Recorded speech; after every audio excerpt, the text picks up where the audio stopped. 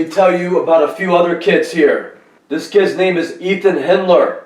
Something kind of weird happened, which was that Ethan Hindler said to me that our mutual friend named Adam Connolly had died. He said, "Did you hear? Adam died." I said, "Adam Connolly?" He's like, "Yeah." I'm like, "What did he die of?" And Ethan says, "A heroin overdose, I think." And I said, "The last I heard, he was working at some sort of tile warehouse, and I thought he was doing good." Adam had gone to jail for a little bit, and when he got out, I heard that he was trying to lose weight. He was working out, and he got himself a girlfriend. Now, Adam was a pretty negative kid back in high school, and he had these terrible mood swings, and he would be real happy and optimistic and real cool one moment, and then later on, he would begin to act real depressed and weird. I met him in high school, and he was hanging out at the cafeteria one day in a great mood, and he said, "You got a car?" I'm like, "Yup." He's like, "Why don't we go to the mall and hang out after school, and maybe we could score some weed?" So I said, "Okay," and we drove over to Danbury Mall, and I would hang out to about 6 or 7, and after we would hang out, I would have to go back home. It was a school night, and I also had a girlfriend who I wanted to stop by and see too. Now it was then that I started to notice that Adam got these real bad mood swings. And when I would say, "I got to drop you off now," he would get pretty pissed off. And he would say, "What, you got to go see your bitch?" And I'm like, "My girlfriend? Yeah." I was thinking about it. And he would go on to say basically that women are no good. He hated women. And he would get real negative. And so I started seeing this attitude more often. And to be honest with you, I kind of stopped hanging out with him when I would hear how much he hated women. Now, I hung out at his house, I think once or twice. I went to his house to pick him up. And what was weird about his house is that it was almost completely empty. You walked into the living room, there was a TV and a sofa. In the dining room, there was a table and some chairs. And in his room, there was a bed and a desk. Other than that, the house was empty. There was no paintings on the wall. There was no decorations. There was very little furniture. There was nothing personal. The whole house was empty. And they had lived there for a number of years. So Adam had a blood clot in his leg. And at one point, his parents kicked him out. And he was walking around. And he showed up at my house. And it had just turned summer. It was getting hot out. And he had like jeans and a sweatshirt on. So my mom said, "You can't wear that." So she brought him home like a pair of shorts and some t-shirts that she bought at a clothes store for him. And I said, "You could stay up here." We had a room above the garage. It didn't have a bathroom though, so I said you would have to go in and we'll leave the door open and you could use the bathroom, in the house. Take a shower, use the bathroom, get something to eat. So sometimes he would go in and hang out in my room. Then some things turned up missing. I had a coin collection that had stuff like a piece of silver. So I noticed that was missing, some coins were missing, some money was missing, some personal stuff was missing. So I said to him, "You can't stay here if you're going to steal stuff."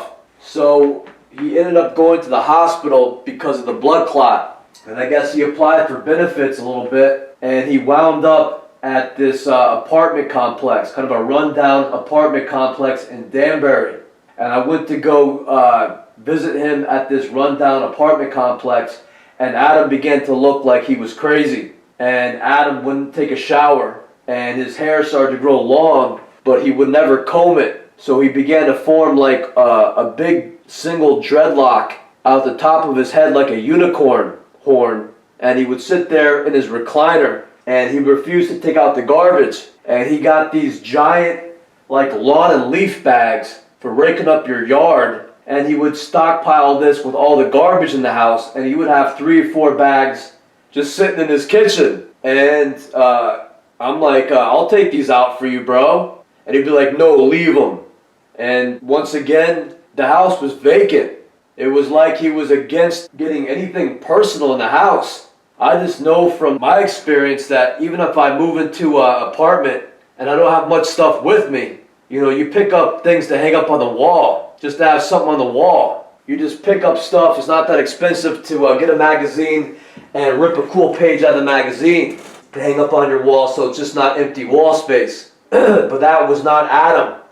It was like ingrained in him that you don't have anything personal on the wall.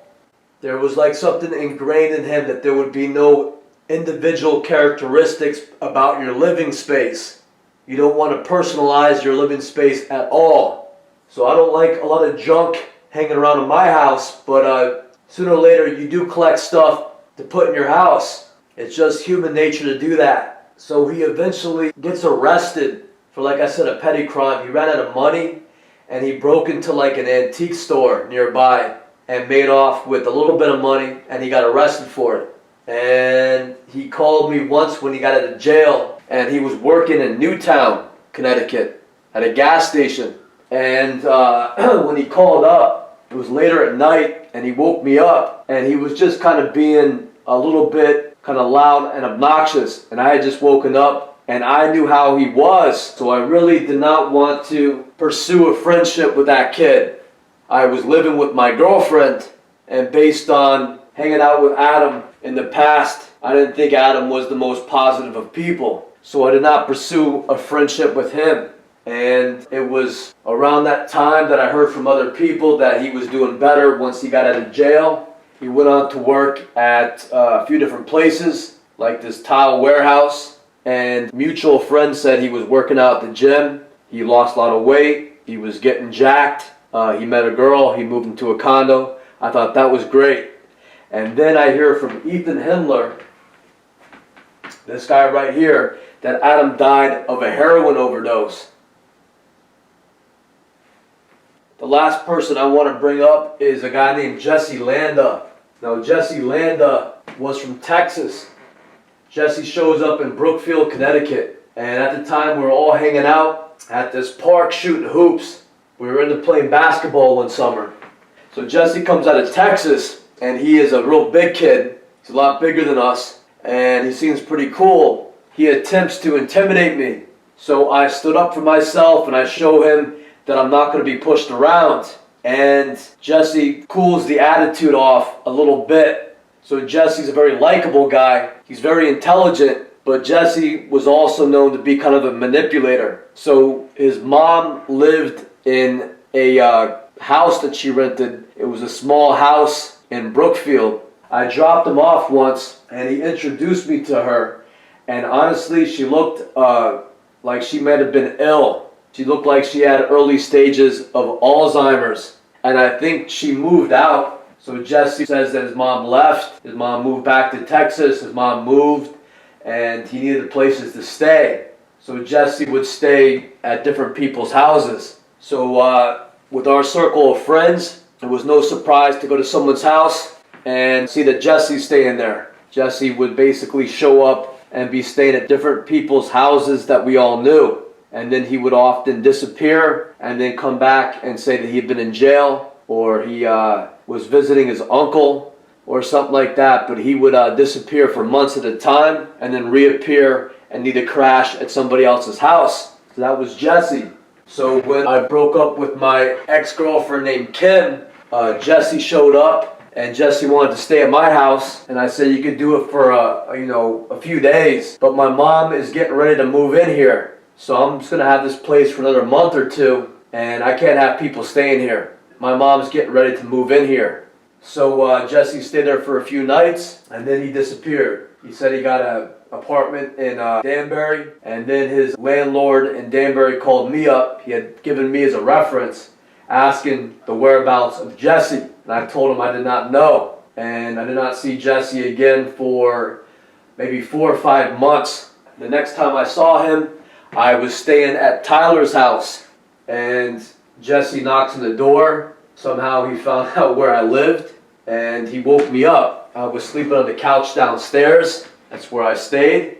And I answered the door, and there was Jesse. And Jesse says, you want to go hang out? I'm like, all right. He goes, Adam wants to meet me down at this diner down the street and get something to eat. Do you want to go hang out with Adam? And I had just woken up. I'm like, sure. Let's go hang out with Adam. So we go down to the diner, and Adam comes walking out of the night, and the three of us are sitting there at the diner. Now Jesse looks real weird in that his skin looks jaundiced to the point that it's almost green. And the only thing I could guess is that he had some sort of liver problem. But the thing is that Jesse was like 220, looked like a bodybuilder.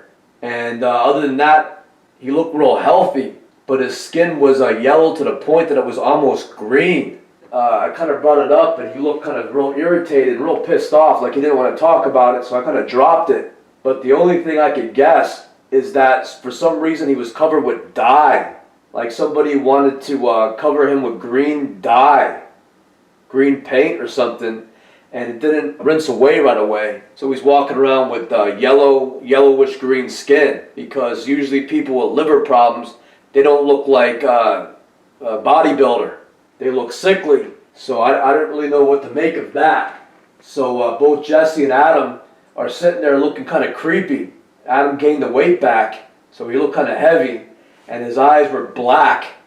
And Jesse's sitting there, and his skin is green, and he looks like he's high on something, and he's acting creepy too. So we end up like ordering like burgers and mozzarella sticks, and when it comes to pay the bill, Jesse says our plan is to run out in the bill. So let Adam go first because his leg is bothering him. He can't run too quick. And then I'll take off next. And then when it comes your turn, you go ahead and you run out on the bill too. So I'm like, I don't think that's a real good idea. You know, I got like $10, $12 here. Our bill was like, came to like 25 or something for all of us. And Jesse and Adam like, we don't have any money. So Adam goes running off first. He walks out the door and walks off. Then Jesse does the same thing.